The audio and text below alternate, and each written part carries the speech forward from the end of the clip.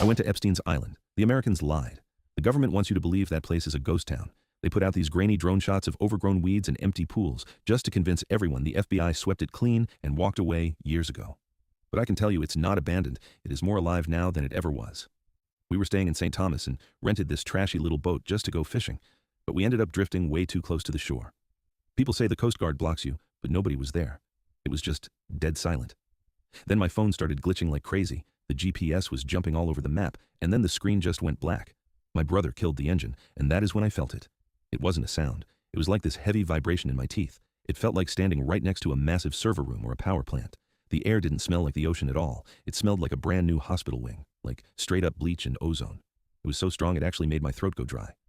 We tied the boat off in this hidden cove and hiked up toward that blue and white building everyone calls the temple. You have seen the memes, but up close it is terrifying. The windows are just painted on, but they are painted onto thick steel plates. There were fresh tire tracks in the dirt, and the front doors were cracked open about an inch. They were humming. It was a physical, mechanical buzz that made the air feel like static. I told my brother we should leave, but he pushed the door open anyway. It wasn't a gym or a library inside. It was this insane elevator lobby, white marble, stainless steel, and a touchscreen panel that looked way too high-tech for an abandoned building. It was turned on. The light was glowing blue, and it showed a floor marked -4. We didn't take the elevator. We found the stairs. As we went down, it got so cold I could see my breath. We found a room full of filing cabinets, and I opened one, thinking it would be old papers. It was full of dental x-rays of kids, with handwritten labels from places like Romania and Thailand. Some of the dates were from last year. That's when it hit me. This place isn't a crime scene from the past. It is actually running right now.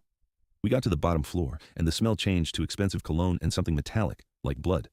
We looked through this thick glass window into a hallway that looked like a super fancy surgery center. There were screens everywhere showing live street cameras from London and DC. Then I heard dress shoes clicking on the floor. We hid behind these massive server racks that were blowing out hot air. A guy in a sharp suit walked past, looking at a tablet. He looked like a normal businessman you would see at a bank. He was talking into a headset about moving assets because guests were coming at 10 p.m. He stopped right by us. He didn't see us, but he tilted his head like he was sniffing the air. He whispered into his mic that he could smell salt water and told someone to find the leak. We ran for our lives. We scrambled through a vent and practically fell down the cliffs getting back to the boat. As we were flooring it away, I looked back at the mansion. It wasn't dark. Every single window was glowing with this creepy ultraviolet purple light. The whole island looked like a neon bruise in the middle of the ocean. Everyone thinks the story ended years ago, but that island is still a hub. It is still powered up, and the people running it are the same ones telling us it is empty. If you are ever out there and your phone dies, don't be a hero. Just turn around. If you see that purple light, they've already seen you.